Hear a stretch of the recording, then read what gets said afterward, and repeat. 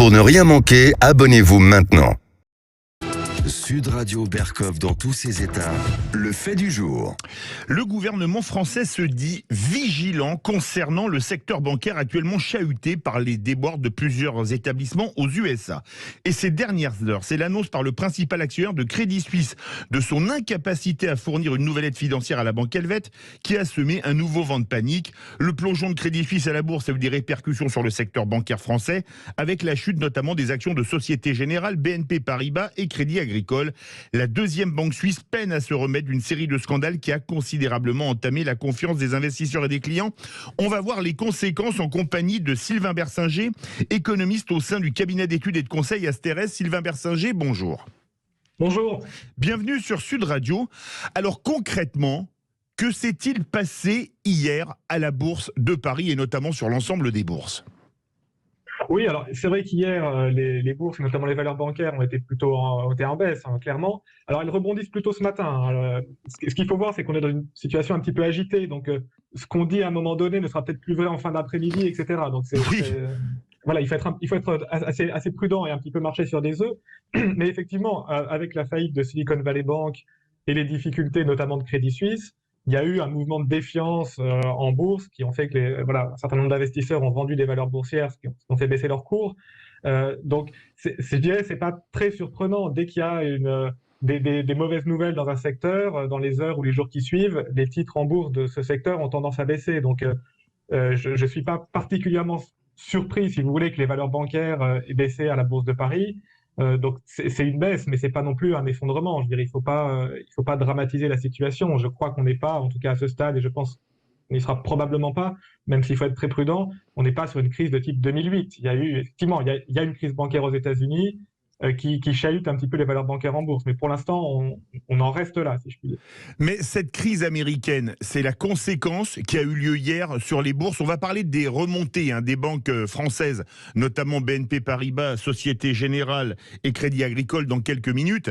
Est-ce que c'est la conséquence logique ou surprenante, je ne sais pas, moi je ne suis pas économiste, des faillites de SVB, Signature Banks? Il y a eu 3 banques qui ont fait faillite aux USA. Oui, bien sûr, le fait qu'il y ait eu, alors, notamment Silicon Valley Bank, parce que c'était la plus grosse de celles qui ont été en difficulté, C'est la banque des startups. Emblématique, la banque des startups, comme on dit. C'est sûr que ça a créé un mouvement d'inquiétude autour des valeurs bancaires, puisqu'il y a un peu toujours dans ces... Les crises bancaires, c'est très difficile à prévoir, parce qu'il peut y avoir un effet autoréalisateur. C'est-à-dire que si tout le monde commence à avoir peur et à retirer ses capitaux, son épargne des banques, la crise peut être autoréalisatrice. Donc, c'est pour ça que les autorités sont toujours très prudentes avec ces situations de crise bancaire. Donc, vu que Silicon Valley Bank a fait faillite, il y a eu un mouvement de défiance sur les valeurs bancaires. Encore une fois, ça me surprend pas. Quand il y a dans un secteur donné une entreprise qui a des grosses difficultés ou qui fait faillite, il y a souvent ce mouvement de défiance, de défiance en bourse. Mais c'est pas...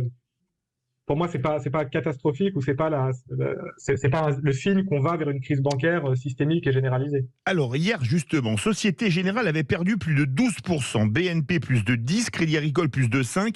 Leur rebond à midi et quelques, il est midi 38 à la pendule de Sud Radio, va de 0,49 pour la Société Générale, c'est le plus bas, à 1,2 pour la BNP. C'est un rebond, mais quand même très timide, Sylvain Bersinger. Oui, alors je suis tout à fait d'accord, mais on est dans une situation, un petit peu de tension. Les cours de bourse d'une heure sur l'autre ou d'un jour sur l'autre, je ne vais pas dire qu'on s'en fiche, mais si on veut analyser la situation de fond, c'est pas forcément l'indicateur le plus important, parce que la bourse, forcément, c'est volatile, c'est le prix des actions en bourse, et il suffit qu'il y ait plutôt un mouvement de défiance ou de confiance, l'annonce de tel ou tel banquier central, notamment les annonces qu'on va avoir de la BCE peuvent faire varier les choses. Donc je pense qu'il ne faut pas surjouer ou suranalyser les variations boursières des sociétés bancaires d'une heure sur l'autre. Ce qui serait inquiétant, c'est effectivement si les cours boursiers baisseraient de manière continue sur plusieurs semaines ou plusieurs mois. Vous avez parlé de Crédit Suisse. Crédit Suisse, ça fait des années qu'ils ont des difficultés, que leur cours baisse, que les clients ont de la défiance. Là, ça devient vraiment problématique. Que quelques valeurs bancaires soient chahutées à la Bourse de Paris, à ce stade, ça me panique pas, j'ai envie de dire. Alors, il y a une chose qui baisse depuis plusieurs jours et l'annonce des 3 faillites aux États-Unis, c'est le prix des matières premières. Pourquoi ? C'est important parce que le prix des matières premières qui se paye en dollars, c'est l'essence qu'on met à la pompe, c'est le minerai de fer avec lequel on va faire de l'acier pour les voitures ou l'aluminium avec lequel on va faire des pièces d'avion ou des canettes. Oui, bien sûr. En fait, cette crise bancaire a fait baisser le prix des matières premières, et notamment du pétrole. Vous avez raison, le pétrole a perdu à peu près $10, donc un peu plus de 10% en quelques jours. L'idée sous-jacente, c'est que s'il y a des difficultés bancaires, ça pourrait. Alors, pour l'instant, je ne pense pas que la faillite de Silicon Valley Bank change le scénario macroéconomique. Mais voilà, si la crise bancaire venait à s'intensifier, il pourrait y avoir un ralentissement économique, donc une baisse de la demande du pétrole et d'autres matières premières, ce qui entraîne une baisse des prix. En fait, le pétrole baisse un petit peu pour la même raison qu'a baissé BNP Paribas en bourse, c'est-à-dire qu'il y a voilà, un peu pas une panique, mais enfin un peu de défiance sur les marchés, ce qui fait que les investisseurs se détournent à titre un petit peu préventif de certaines valeurs et du pétrole. Mais la baisse du pétrole, alors la crise bancaire effectivement n'est jamais une bonne nouvelle, mais en fait d'une certaine façon, le fait que le pétrole soit plutôt à la baisse depuis quelques jours, vu qu'on a un problème d'inflation en Europe, c'est quelque chose qui est positif. On aimerait voir le pétrole un petit peu plus bas pour casser l'inflation qui est restée en février quand même très élevée. Justement, concernant le cours de les matières premières, on les paye en dollars, ça c'est un secret pour personne. La crise étant avant tout américaine et le dollar, la Fed risquant de devoir imprimer des billets, elle l'a déjà fait beaucoup de fois depuis 2008 pour renflouer le système bancaire américain ou les banques en faillite aux États-Unis. Est-ce qu'on risque pas d'avoir une dépréciation du dollar par rapport à l'euro et comme on paye nos matières premières en dollars, une double baisse par la baisse du prix des matières premières et pas la baisse de la monnaie avec laquelle on les paye? Oui, alors c'est possible. C'est vrai que l'euro-dollar, alors hier l'euro s'est un peu apprécié, là ça fait un peu le yo-yo. Mais vous avez raison sur un point, c'est que si cette crise bancaire qui est avant tout d'origine américaine, pourrait conduire la Banque centrale américaine à moins augmenter ses taux. Alors vous avez parlé d'imprimer de la monnaie pour sauver les banques, je pense qu'on n'en est pas là. Il ne faut pas, il faut pas non plus être vite en besogne, mais effectivement la Banque centrale américaine pourrait moins augmenter ses taux d'intérêt ou les maintenir à leur niveau. Et si les taux d'intérêt sont moins élevés aux États-Unis, ça veut dire que les placements en dollars sont moins attractifs, ce qui ferait baisser le dollar et apprécier l'euro. Et comme vous l'avez dit, vu qu'on achète notre pétrole en dollars, si l'euro devient plus fort, on l'achèterait moins cher. Donc il peut y avoir un effet change qui serait positif pour l'inflation européenne. Alors pour l'instant, les monnaies font un petit peu le yo-yo là depuis une journée. Donc c'est difficile de voir la tendance, mais on peut anticiper un euro un petit peu plus fort, même si les évolutions sur le marché des changes, il faut toujours être très prudent. Vous parlez du yo-yo, est-ce qu'on est dans une période d'instabilité outre boursière monétaire? Alors d'instabilité, clairement sur le cours des valeurs boursières, je pense qu'il va probablement avoir encore des sautes à la hausse ou à la baisse. Pour l'instant, on n'est pas sur une crise systémique comme en celle de 2008, où il y a une crainte sur l'ensemble du secteur bancaire et une crainte d'une crise bancaire qui entraînerait une crise économique. Pour l'instant, on est sur une banque qui a fait faillite aux États-Unis et qui trois en tout. Faillite. Oui, alors 3, mais une, on va dire deux toutes petites. Voilà, ça dépend un petit peu comment on compte. Une banque d'importance significative, je dirais. Et donc qui entraîne des répercussions dans l'ensemble du secteur bancaire et sur les valeurs bancaires.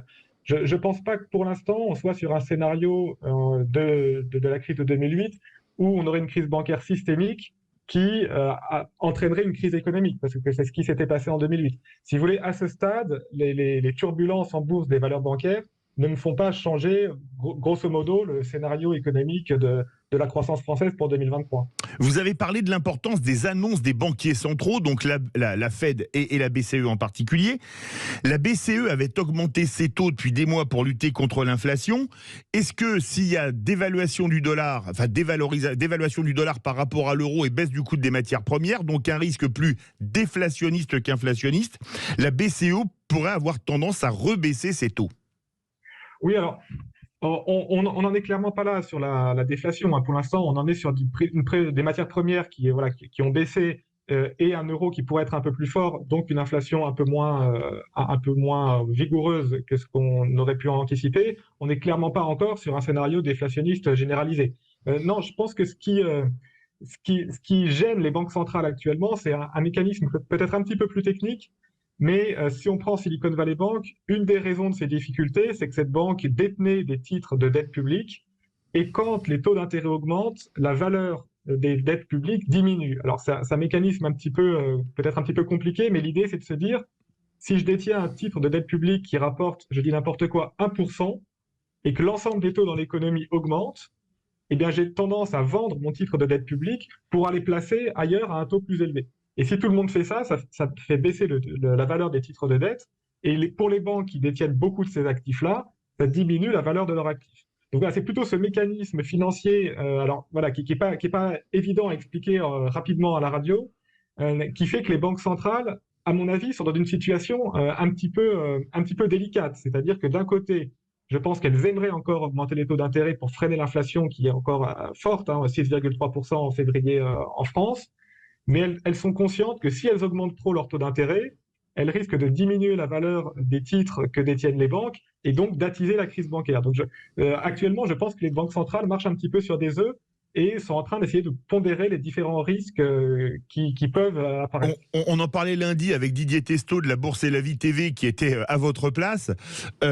Est-ce qu'on n'est pas devant une quadrature du cercle pour les banques centrales? Soit elles augmentent les taux pour essayer de faire baisser l'inflation et elles baissent le pouvoir d'achat et ça peut ruiner certains particuliers, ou alors elles les baissent pas et on met le système bancaire en danger.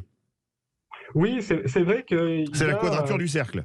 Un petit peu, un petit peu. C'est-à-dire qu'il y a, disons que les banques centrales ont plusieurs objectifs. D'un côté, elles veulent freiner l'inflation qui est actuellement trop vigoureuse, et elles doivent assurer aussi la stabilité financière, donc éviter les crises bancaires. Et ces deux objectifs dans la situation actuelle sont un petit peu contradictoires. Donc c'est difficile pour les banques centrales je dirais, de chasser ces deux lièvres à la fois. Et donc oui, c'est un petit peu la quadrature du cercle, c'est-à-dire qu'elles doivent arbitrer entre leurs différents objectifs qui actuellement sont un petit peu contradictoires pour une même politique monétaire en fait. Vous avez parlé de la BCE. Il y a aussi une autre chose qui est importante pour la BCE, c'est que la hausse des taux d'intérêt de ces derniers mois mettent en difficulté les pays les plus endettés, en particulier la France. Est-ce qu'il risque pas d'y avoir des pressions politiques des États sur la BCE? Alors, l'Allemagne n'aura peut-être pas la même position que la France, ça c'est une certitude, ou que l'Italie, pour modérer la hausse des taux d'intérêt, et voire même, s'il y a un petit risque déflationniste, les baisser, parce que dans ces cas-là, avec la hausse des taux d'intérêt, le remboursement de la dette est de plus en plus compliqué pour les États endettés. Sylvain Bersinger. Oui, alors vous avez parlé de la France et de l'Italie. Je pense qu'en fait, ce sujet-là, il se pose beaucoup pour l'Italie. La France, alors oui, il y a de la dette publique, mais j'ai envie de dire le maillon faible potentiel en zone euro sur cette question des finances publiques, c'est vraiment l'Italie. C'est possible. Il y a effectivement ce discours, depuis d'ailleurs que les banques centrales, la BCE a commencé à augmenter les taux il y a déjà plusieurs trimestres. L'idée de dire, si on augmente trop tôt, des pays, notamment l'Italie, lourdement endettés, peuvent se retrouver en difficulté. Alors pour l'instant, il n'y a pas de tension forte sur les taux souverains. Alors les taux souverains ont augmenté. Donc les taux souverains, c'est les taux auxquels s'endettent les États. C'est ça. Ils ont augmenté, mais l'inflation a elle aussi augmenté très fortement. Donc ce qu'il faut voir aussi, c'est les taux réels, c'est-à-dire ajustés de l'inflation. Donc pour l'instant, ce risque que vous mentionnez, il ne se matérialise pas. Cela dit, c'est un risque potentiel. C'est-à-dire que je pense que quand Christine Lagarde et ses équipes réfléchissent à la hausse des taux, je pense qu'ils ont en tête, si on augmente trop vite, est-ce qu'il n'y a pas un risque principalement pour l'Italie? Je pense que la France n'est pas en première ligne là-dessus. Mais c'est clairement un risque potentiel qui pour l'instant ne se matérialise pas en tout cas. Alors Crédit Suisse, c'est pas une banque française, elle s'est effondrée hier en bourse. Est-ce qu'il y a un risque systémique? Est-ce que Crédit Suisse pourrait être le Lehman Brothers du continent européen? Alors potentiellement Crédit Suisse, pour le coup, c'est une grosse banque. Oui. Si elle venait à faire faillite comme un château de cartes, j'ai envie de dire à la Lehman entre guillemets en 2008, là oui, il pourrait y avoir un choc important. Je pense que les autorités en sont totalement conscientes et je ne pense pas que Crédit Suisse fera faillite. Et on a vu d'ailleurs la Banque centrale suisse qui a annoncé des prêts, donc qui va s'engager à prêter de l'argent justement à Crédit Suisse pour essayer d'aider cette banque à passer ce cap difficile. Donc oui, si Crédit Suisse faisait faillite, il y aurait effectivement un choc potentiellement très violent. Mais je pense que ça ne se produira pas justement pour éviter ce choc. Selon Elisabeth Borne, la situation reste très différente de 2008. J'ai décrypté, il me semble avoir décrypté dans vos propos, vous étiez d'accord avec ça, on n'est pas en 2008.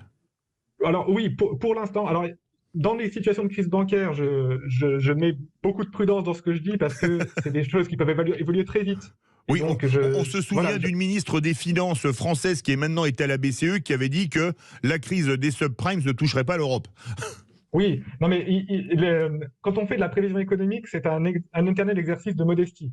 Donc je prends toutes les précautions qui s'imposent, mais je pense effectivement qu'on n'est pas là dans ce qu'on voit dans un scénario de 2008. Il y a clairement une crise bancaire, les banques sont clairement chahutées, mais je ne pense pas qu'on soit sur un scénario de crise systémique. En 2008, on était à se demander est-ce que les banques vont pas faire faillite, un effet domino l'une après l'autre. Silicon Valley Bank qui a coulé aux États-Unis, c'est une banque quand même qui avait un modèle d'affaires très particulier, basé très peu diversifié, avec des réglementations plus faibles que les autres grosses banques généralistes. Donc je pense qu'on ne peut pas extrapoler sur le cas de Silicon Valley Bank et on ne peut pas non plus extrapoler sur le cas de Crédit Suisse, qui est une banque qui, comme vous l'avez dit, a des difficultés depuis déjà une dizaine d'années pour tout un tas de raisons, de scandales, de bisbilles à sa tête entre ses dirigeants, etc. Donc je pense que Crédit Suisse et Silicon Valley Bank, je pense, sont plus des exceptions que la règle. Donc je rejoins ce qu'a dit la Première ministre, avec encore une fois toute la prudence que ça implique, mais je ne pense pas qu'on soit actuellement dans la situation de septembre 2008. Dernière question, pas de risque pour les épargnants et pour les comptes en banque en France, hein? Alors, non, je pense pas, parce que d'une part, je pense pas qu'il va y avoir de faillite bancaire sur les grandes banques françaises, et les dépôts sont protégés, les petits dépôts sont protégés. Jusqu'à 100 000 euros par établissement, par personne. Voilà, et par client. Non, je pense qu'on n'est pas du tout dans un scénario où on en serait à aller faire la queue au guichet des banques pour retirer nos billets. On n'est pas en Argentine en décembre 2001, quoi. Voilà, je pense que oui, il y a une crise bancaire, c'est inévitable, mais je pense qu'il faut savoir raison garder et garder la tête froide. Je ne pense pas qu'on aille vers une vague de faillite bancaire en Europe.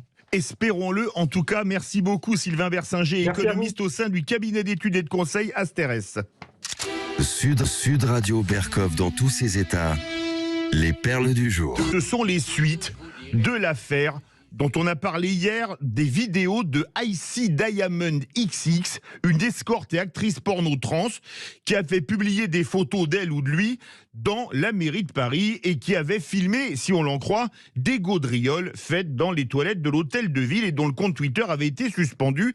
Alors Icy Diamond XX est revenue sur les réseaux sociaux, peut-être pas encore sur Twitter, puisqu'elle avait dit qu'elle allait diffuser le film de ces gaudrioles filmés à la mairie de Paris, où elle avait été invitée. Mais voilà, son compte a été suspendu et l'intéressée a publié hier sur son compte Instagram le statut suivant: je demande à récupérer mon compte Twitter, où je ferai sortir d'autres vidéos de moi à l'hôtel de ville. Qui sait ce que je peux avoir sur les collègues de Madame Anne Hidalgo? Alors, aux dernières nouvelles, son compte Twitter n'a toujours pas été rétabli. On espère que ces menaces sont des menaces en l'air, mais son premier statut, comment j'ai réussi à transformer l'hôtel de ville dans Paris en strip club et bordel géant, était vraiment prémonitoire. On se demande si on n'a pas encore fini de toucher le fond. Malheureusement non. Sud Radio Berkov dans tous ses états.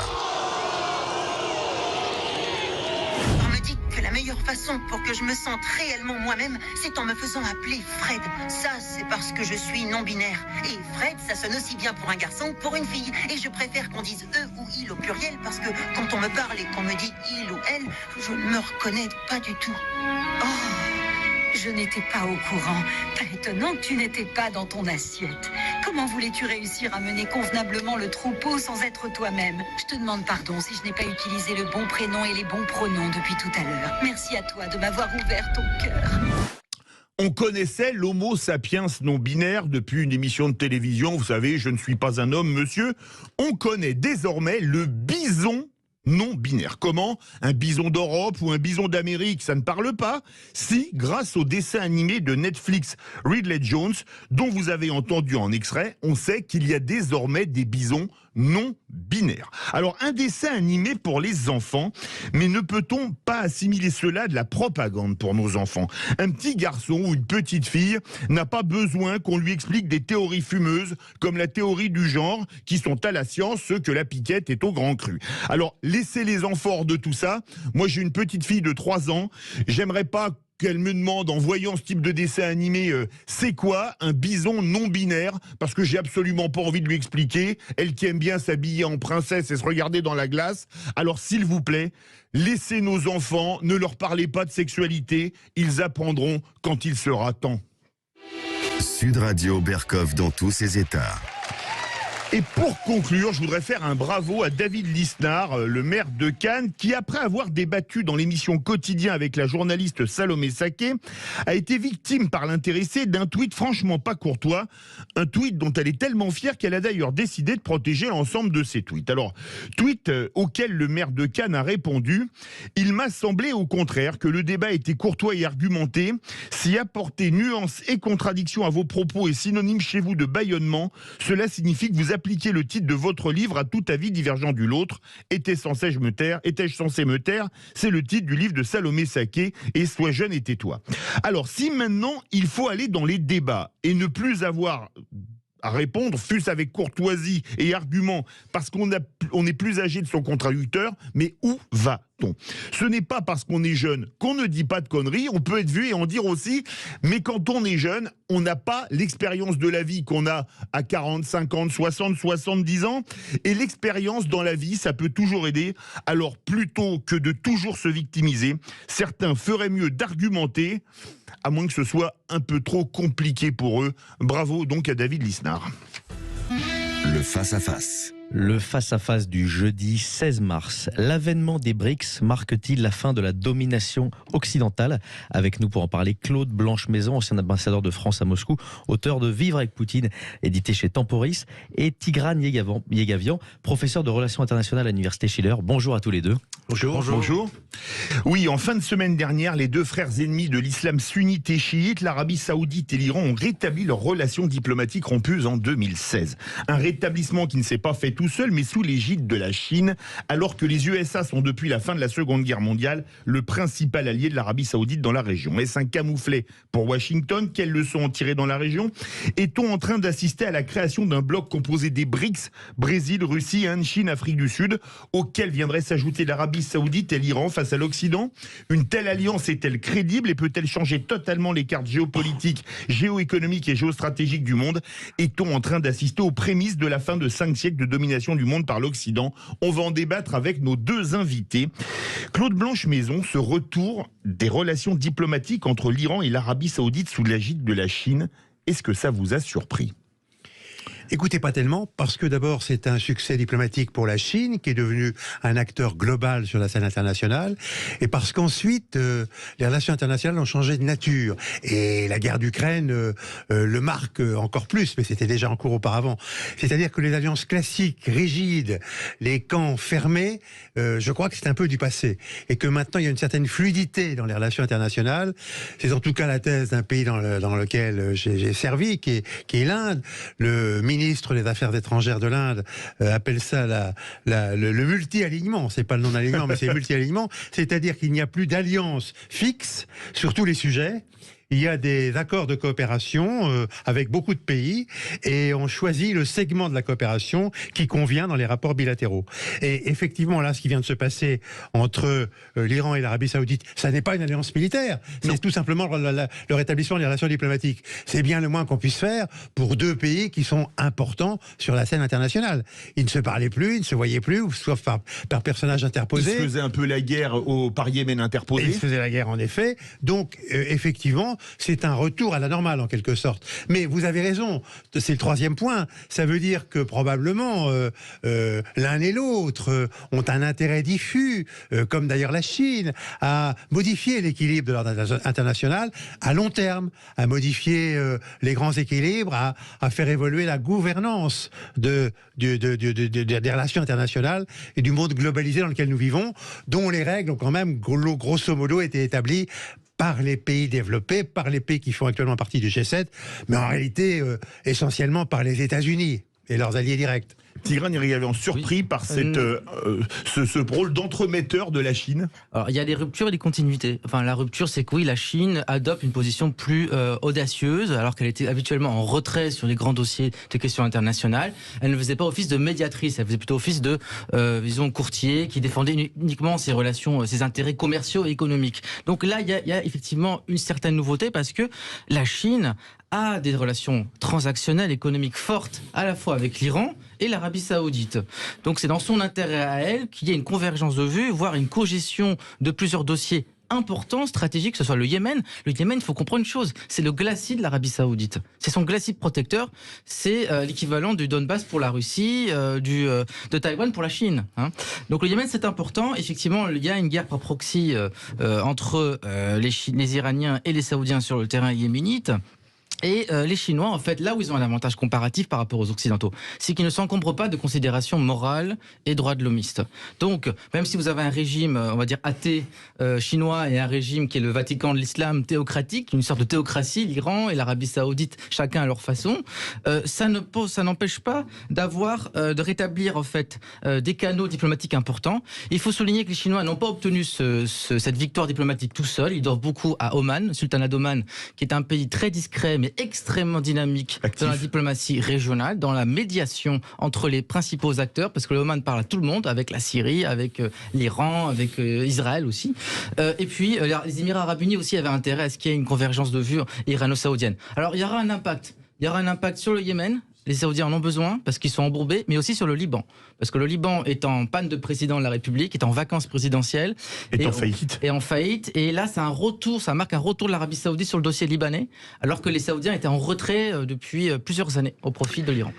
Est-ce que c'est, Claude Blanche-Maison, un camouflet pour Washington, qui a une réaction, on va dire, plutôt fraîche à cette rencontre tripartite Chine-Iran-Arabie Saoudite, alors que, on peut le dire, depuis la fin de la Seconde Guerre mondiale, l'Arabie Saoudite était le protectorat américain dans le Golfe Persique?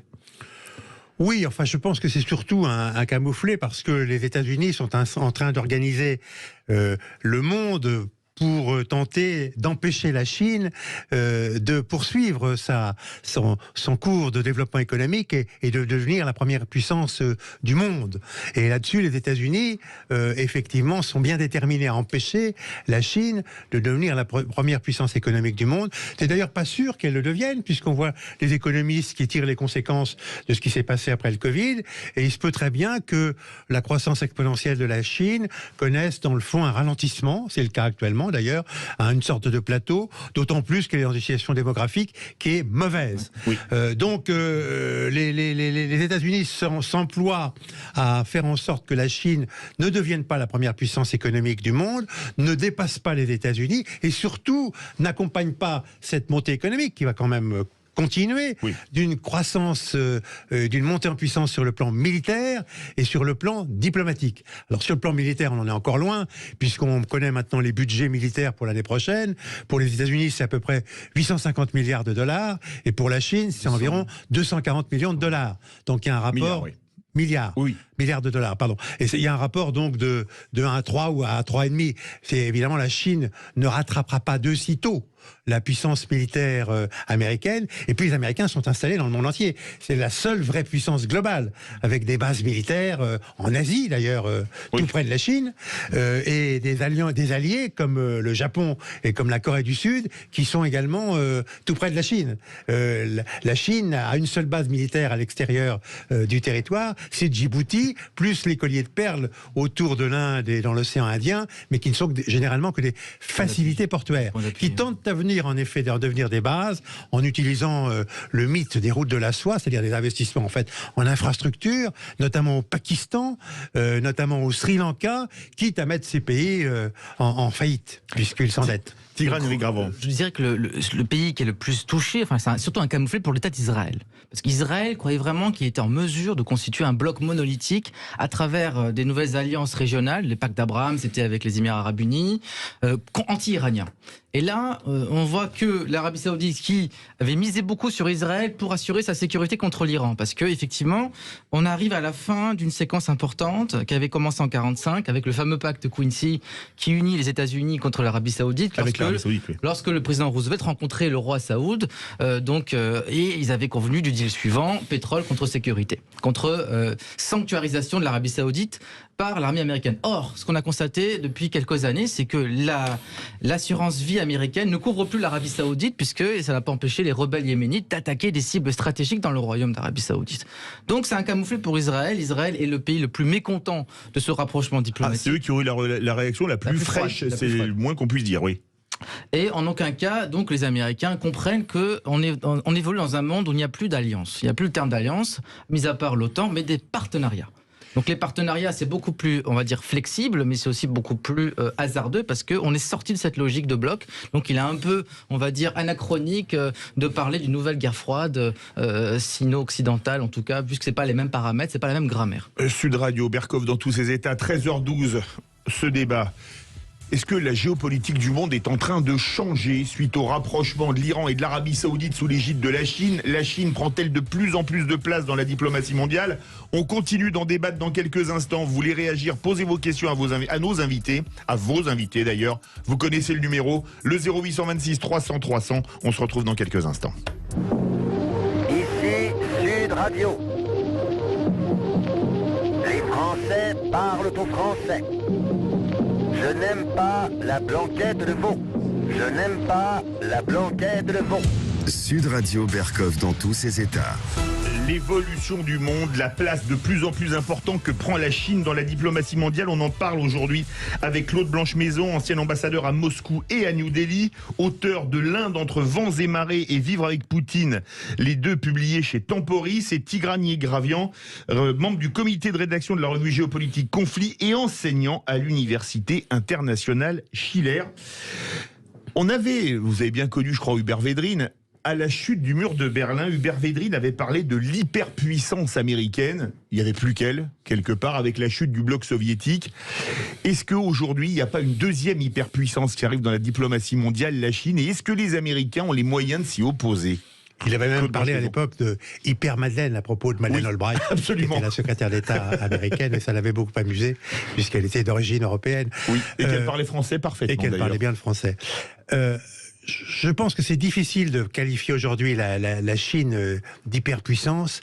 La Chine est tout d'abord une très grande puissance régionale qui veut s'assurer la maîtrise de son précaré, d'où d'ailleurs les énormes difficultés dans la mer de Chine du Sud, que les Vietnamiens appellent la mer de l'Est, et où les Chinois ont véritablement une politique impérialiste. C'est-à-dire qu'ils colonisent les uns après les autres les archipels, les îlots, construisent des pistes aériennes, c'est-à-dire des porte-avions fixes en réalité, dans l'ensemble de cette zone où passe une grande partie du commerce international. Et il est très important pour nous tous que le commerce puisse rester libre dans cette mer qui est une sorte de Méditerranée dont les Chinois voudraient faire une mer chinoise. Donc ça, c'est le premier point, puissance régionale. Mais évidemment, d'abord, elle est membre permanente du Conseil de sécurité puisqu'elle a hérité du siège de la Chine nationaliste, qui était vainqueur de la Deuxième Guerre mondiale, et qu'à partir de là, elle essaie de développer actuellement un rôle de puissance mondiale. L'accord dont vous venez de parler entre l'Iran et l'Arabie Saoudite en sont une manifestation. Mais ça reste dans le fond dans sa zone au sens large.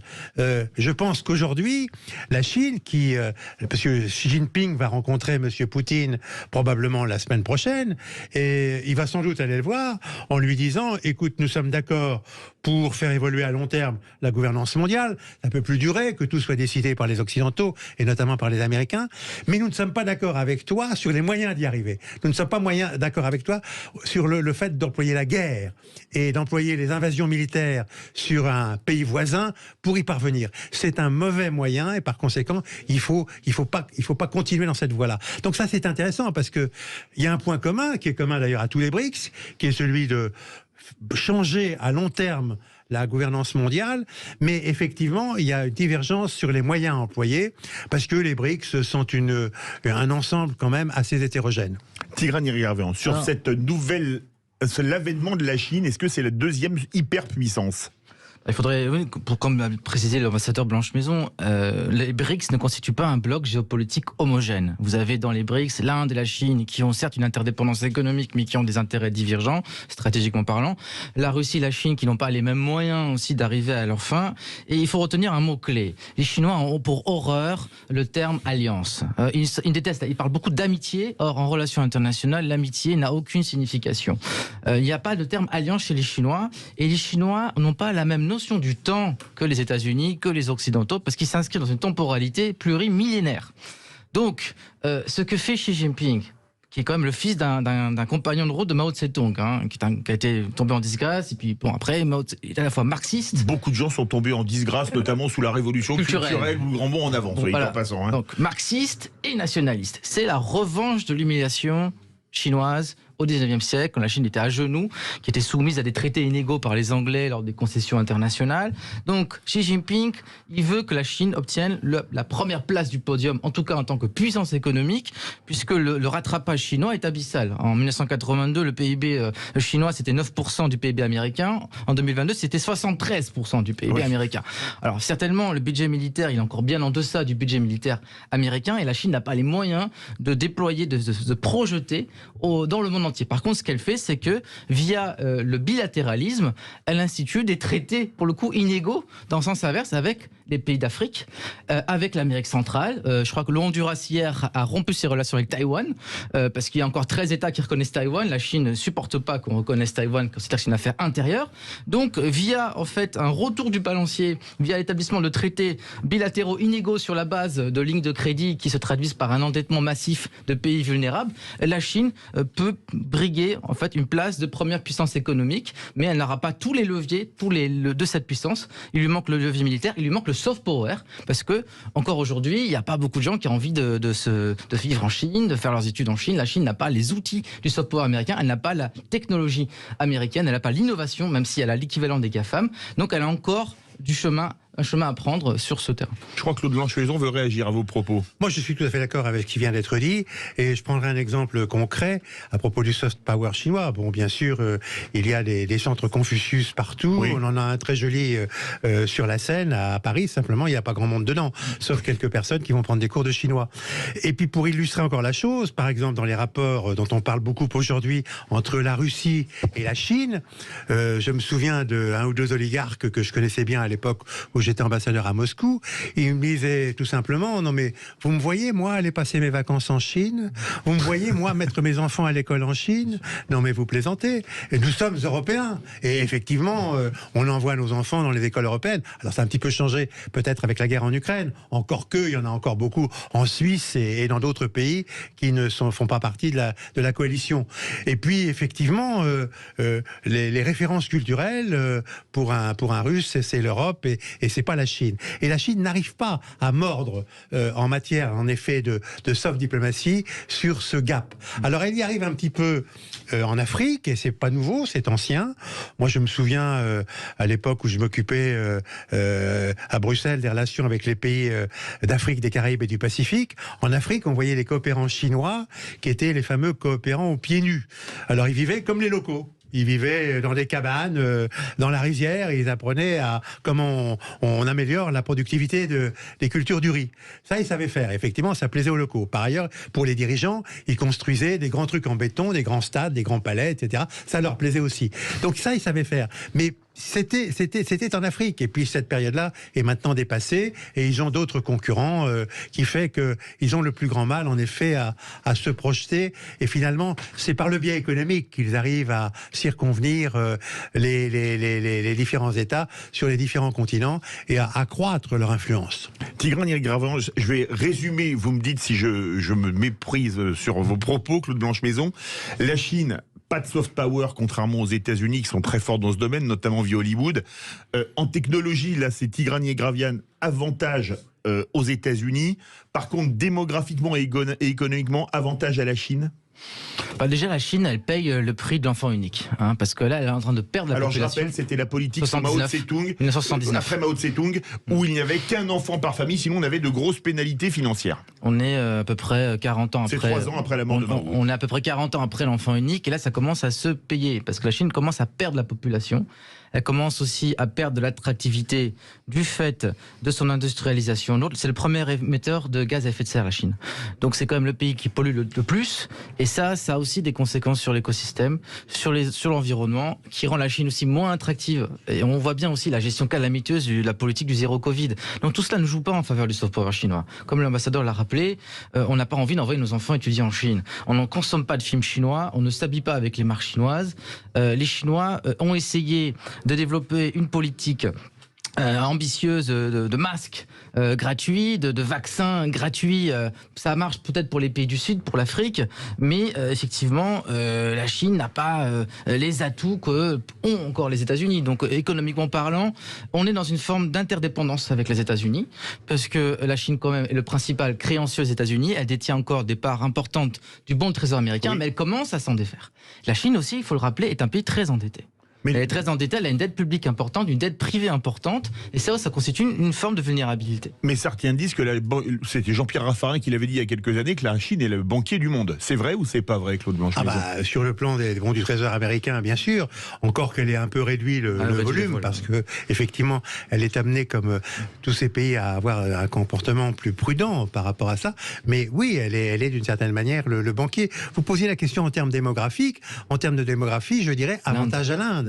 Oui, parce que, alors l'Inde est très loin de la Chine sur le plan économique, bien sûr. Sur le plan démographique, quantitativement, c'est à peu près la même chose. Mais si on regarde la pyramide des âges, il y a un formidable dividende démographique en faveur de l'Inde, parce que la population est beaucoup plus jeune, bien entendu, et donc ça, c'est un facteur de dynamisme. C'est aussi un fardeau, parce que chaque année, il faut trouver un job à une quinzaine de millions de gens qui arrivent sur le marché. Mais oui, mais comme 80% de l'économie reste informelle, dans le fond, c'est peut-être faisable. En tout cas, et par ailleurs, effectivement, compte tenu des difficultés politiques que suscite la Chine, également des difficultés que certaines entreprises ont éprouvées sur le marché chinois, eh bien, il y a des investisseurs qui se replient sur le second sujet. Le second sujet, c'est l'Inde, qui se replie aussi sur d'autres plus petits pays d'Asie, qui sont très dynamiques et qui sont extrêmement performants, comme le Vietnam, comme l'Indonésie, enfin un certain nombre de pays. Thaïlande, etc. Des pays d'Asie du Sud-Est, absolument. Je vois le grand défi qui se pose à la Chine, parce que depuis 2012, Xi Jinping est au pouvoir et il a réussi ce que ses prédécesseurs n'ont pas fait, c'est concentrer le maximum de pouvoir autour de sa personne. Et notamment, il a réussi à faire un changement constitutionnel pour obtenir des mandats illimités. Je crois qu'à la base, c'était 2 mandats. Là, on est passé à des mandats à vie. Donc ça pose un vrai problème, parce que même si c'est vrai que les droits de l'homme, c'est plus la préoccupation majeure des Américains, des Chinois, etc., mais le fait qu'on ait un génocide blanc au Tibet, dans le Turkestan chinois, où il y a les Ouïghours, tout cela constitue un vrai problème, parce que la population chinoise est de plus en plus victime de l'orwellisation, c'est-à-dire qu'il y a ce qu'on appelle le crédit social, où il y a une vraie pression, une vraie contrôle sur les citoyens, et ça constitue une vulnérabilité pour la politique extérieure de la Chine, parce qu'on ne peut pas se constituer comme première puissance mondiale et être un régime totalitaire. 13h28 sur Sud Radio, on va parler des poids des BRICS au niveau démographique. On a commencé à en parler, économique et surtout en matières premières, les matières premières qui sont vitales pour les économies du monde entier. Vous connaissez le numéro pour poser vos questions à nos invités, le 0826 300 300. On se retrouve dans quelques instants. Radio Berkov dans tous ses états.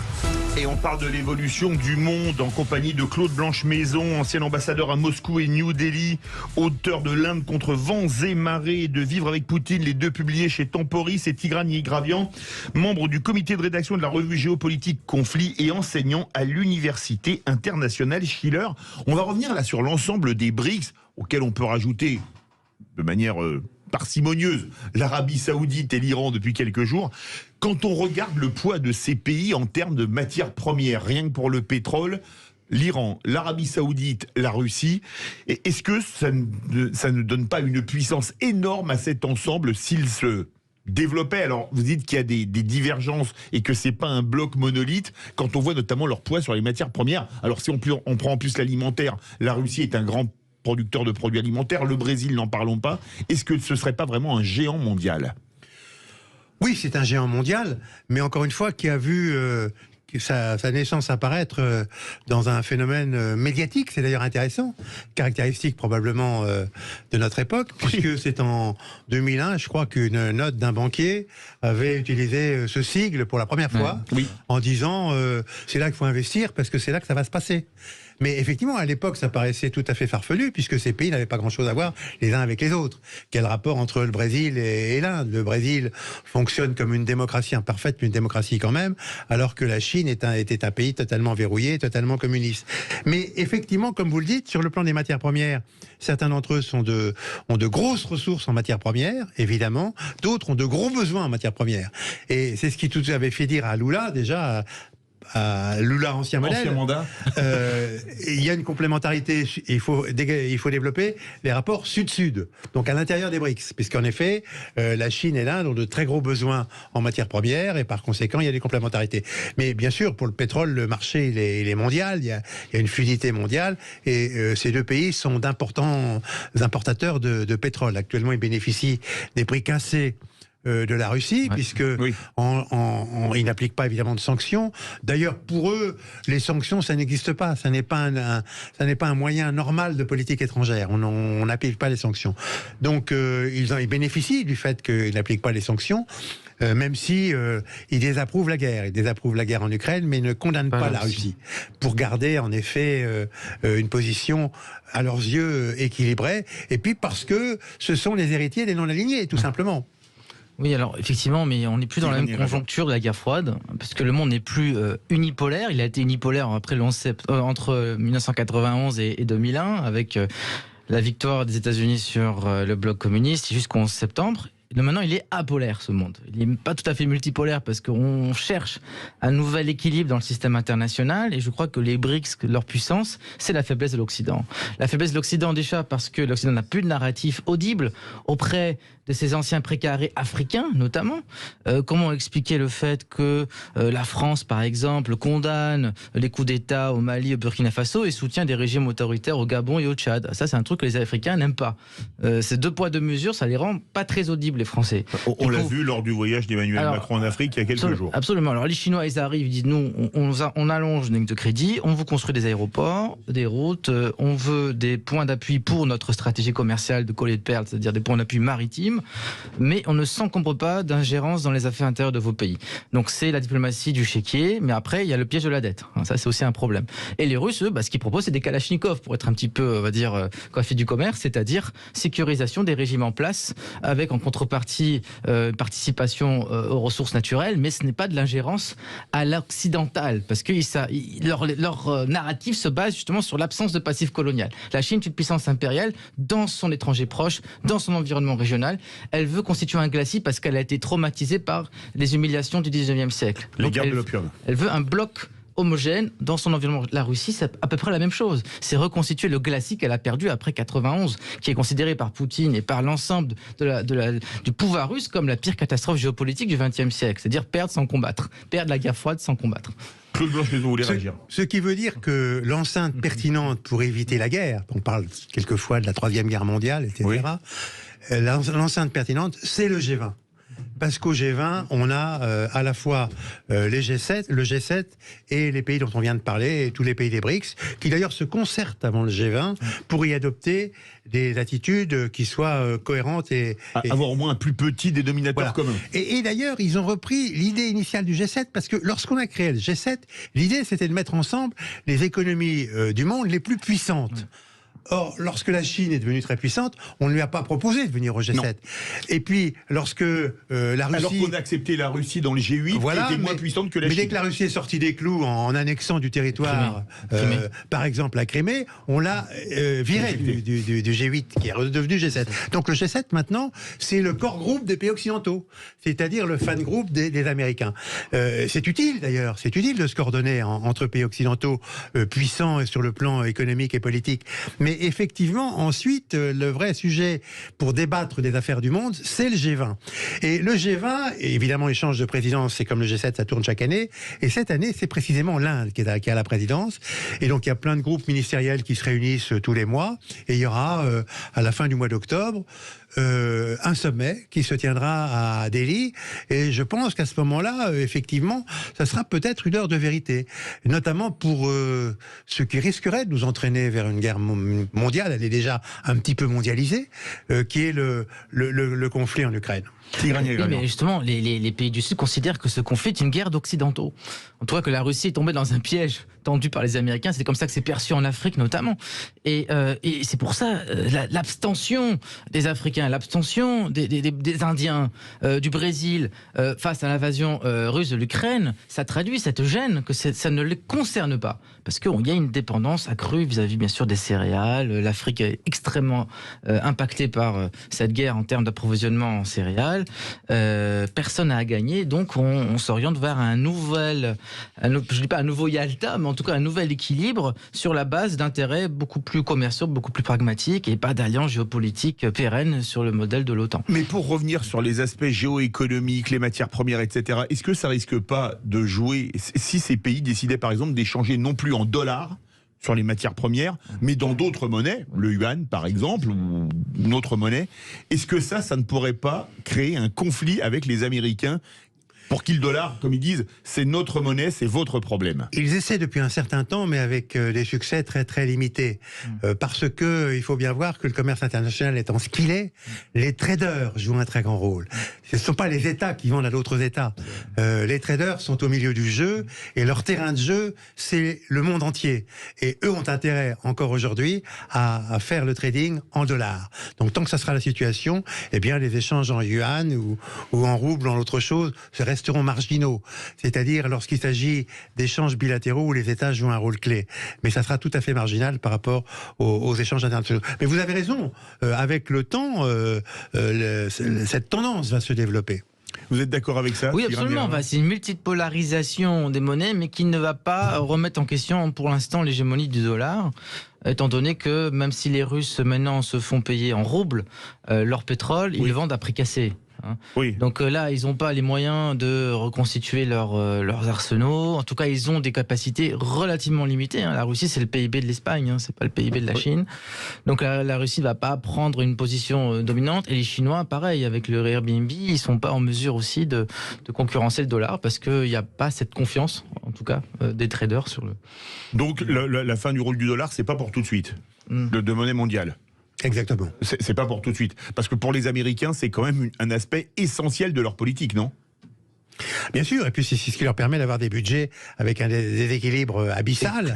Et bien entendu, mais je pense que ça va évoluer très lentement et que la fin de l'hégémonie du dollar n'est pas pour demain. Sud Radio, je vais y arriver. Berkov dans tous ses états, 13h41. On continue notre débat dans quelques instants sur l'avenir du monde en compagnie de Claude Blanchemaison et de Tigran Yegravian. Vous voulez poser vos questions, on les attend au 0826 300 300. On se retrouve dans quelques instants. Les Français parlent au français. Je n'aime pas la blanquette de veau. Je n'aime pas la blanquette de veau. Sud Radio Berkov dans tous ses états. Vous êtes bien sur Sud Radio, il est 13h45 et vous avez la parole au 0826 300 300. Mais je crois qu'avant de vous accueillir, Philippe David voulait poser une question à nos invités. Oui, puisque lundi on avait parlé de la place de la France dans la zone Indo-Pacifique en compagnie de Philippe Folliot pour son livre France sur mer, le grand gâchis. Quelle est la place de la France dans cette zone qui est une zone cruciale aujourd'hui dans la géopolitique mondiale? Claude Blanchemaison. Oui, c'est vrai que c'est devenu crucial, ne serait-ce que par l'importance économique, compris tous les pays d'Asie et du Pacifique. Mais la France est peut-être la puissance parmi les pays européens qui est la plus indo-pacifique, pour la bonne raison qu'on a des territoires tout au long. Effectivement, à la fois dans l'océan Indien et dans l'océan Pacifique. Et par conséquent, on a des intérêts majeurs dans cette région. Nos départements territoires d'outre-mer qui sont dans cette région ont d'ailleurs des relations de coopération avec les pays de leur environnement, quand c'est possible. Les relations entre la Nouvelle-Calédonie et l'Australie et la Nouvelle-Zélande sont bonnes. Il y a eu un moment où elles n'étaient pas bonnes, au moment où le Rainbow Warrior, les essais nucléaires, mais les essais nucléaires, c'est fini depuis longtemps.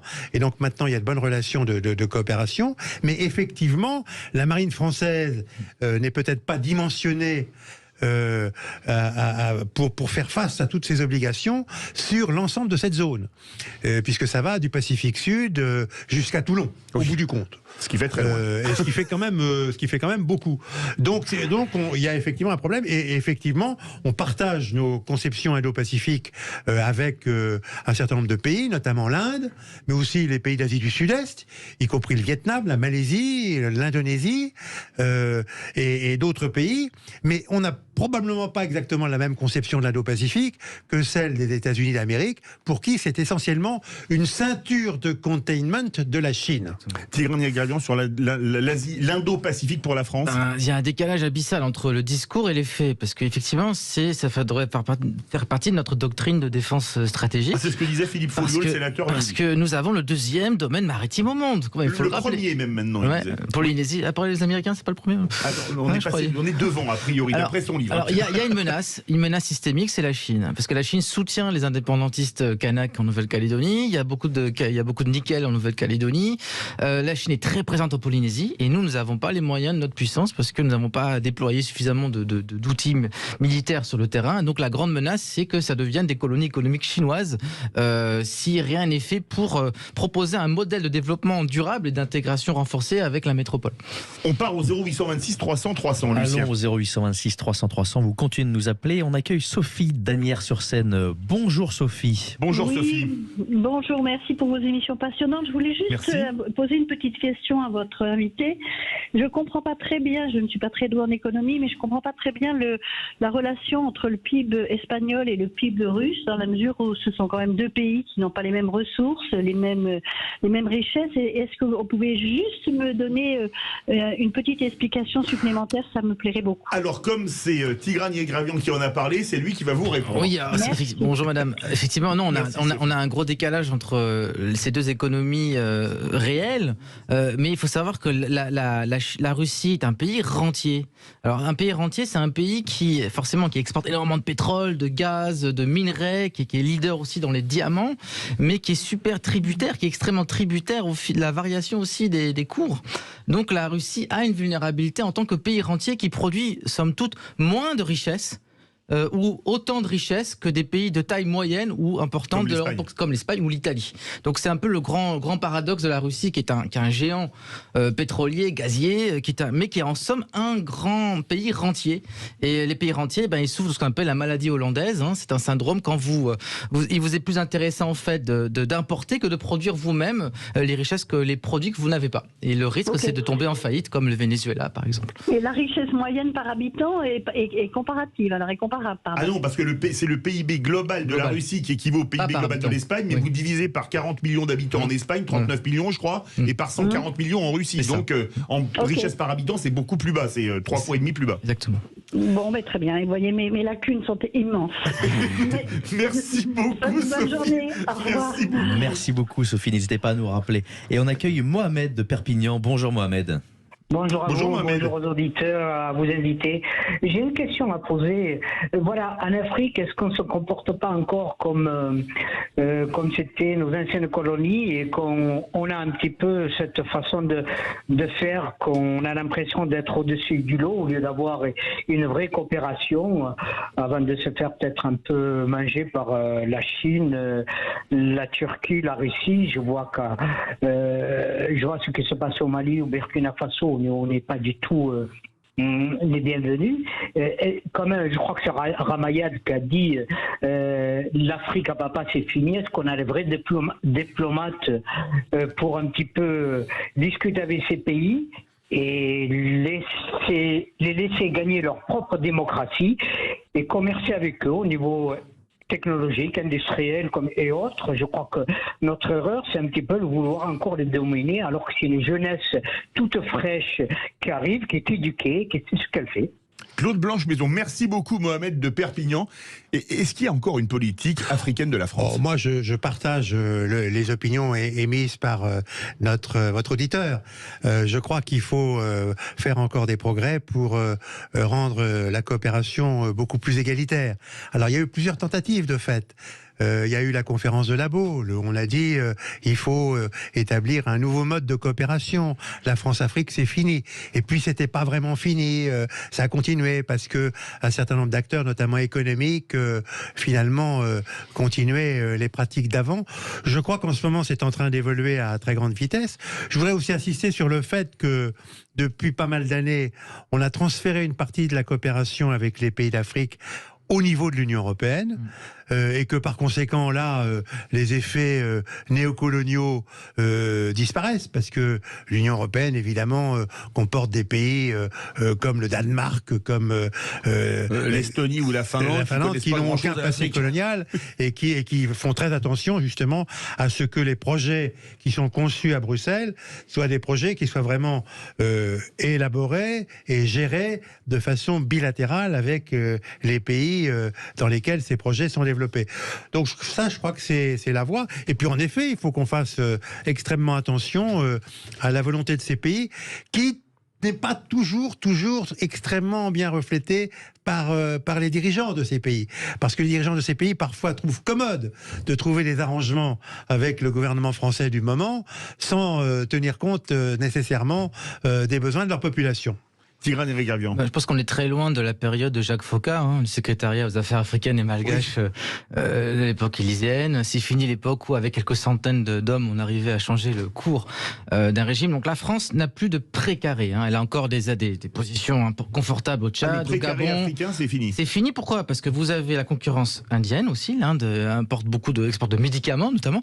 Vous avez les Turcs. Les Turcs ont ouvert des ambassades et des lignes aériennes Turkish Airlines dans pratiquement tous les États, même la Somalie, et même une liaison aérienne Istanbul-Mogadiscio, et vous avez la Chine. Donc la Turquie, c'est le BTP aussi, elle est très forte dans le BTP. Donc nous avons quand même une position à maintenir au niveau commercial, parce que c'est plusieurs dizaines de milliards d'euros de commerce franco-africain. Et là où Emmanuel Macron innove, c'est qu'il sort du précaré pour s'intéresser aux pays anglophones. Je crois qu'il a passé 6 mois de sa vie au Nigeria, quand il était stagiaire à l'ENA. Il a une connaissance de l'Afrique anglophone. Le Nigeria, c'est 220 millions d'habitants. C'est le premier producteur et le plus grand producteur pétrolier d'Afrique. Oui. Donc là où il y a intérêt à se réinventer, c'est de sortir de la logique du précaré post-colonial et intégrer le multilatéralisme dans notre façon d'entrevoir les échanges, et bien sûr renforcer la société civile africaine, la jeunesse africaine qui est demandeuse aussi de France, mais autrement. Voilà. Merci beaucoup Mohamed de Perpignan. Il nous reste 1 minute 30 et je voudrais vous poser une question qui était la question de base du débat. Est-ce qu'on est en train d'assister aux prémices de la fin de 5 siècles de domination du monde par l'Occident, Claude Blanche-Maison ? Non, je crois pas. Je crois qu'on est passé depuis plusieurs années, sans véritablement s'en apercevoir, d'un monde en effet plus ou moins bipolaire. Après l'effondrement de l'Union soviétique, les Américains ont voulu faire croire qu'il était unipolaire, mais il ne l'était pas. Et on a en effet un monde qui va vers quelque chose de multipolaire, même si en effet on a parfois du mal à identifier tous les pôles, parce qu'il y en a beaucoup. Et l'expression est en effet venue d'un monde apolaire. Mais je crois quand même qu'il y a quelques pôles qui émergent, comme ceux qu'on a évoqués, bien sûr les BRICS, l'ensemble des pays qui participent au G20, et que il faut en tenir compte. Et probablement que la bonne méthode est en effet de sortir des alliances bétonnées dans lesquelles on s'interdit de parler avec les autres, avec ceux qui n'en sont pas, et puis surtout ne pas voir le monde comme coupé en deux, le camp du bien et le camp du mal. Ça n'existe pas. Ça n'existe pas. En 30 secondes... Parfaitement d'accord avec monsieur l'ambassadeur. L'Occident doit se réinventer. Certes, il a perdu démographiquement, c'est une évidence. Démographiquement, on pèse plus grand-chose, mais économiquement, on pèse encore. Donc, intégrer ça, ça veut dire aussi avoir un discours audible vis-à-vis des pays du Sud, et trouver un juste milieu entre la mémoire et la repentance. Voilà, il faut un équilibre parce qu'on a fait trop de repentance, pas assez de mémoire et réciproquement. Et aussi se rendre plus attractif, c'est aussi être cohérent entre nous-mêmes. Parce que le couple franco-allemand ne marche pas. Donc si déjà on n'arrive pas à s'entendre avec nos principaux partenaires, on est très mal placé pour donner des leçons avec les autres pays. Merci beaucoup à tous les deux. Tigran Éric-Gravian, membre du comité de rédaction de la revue Géopolitique Conflit, enseignant à l'université internationale Schiller. Claude Blanche-Maison, ancien ambassadeur à Moscou et New Delhi, auteur de L'Inde contre vents et marées et Vivre avec Poutine, publié chez Temporis. Merci à vous.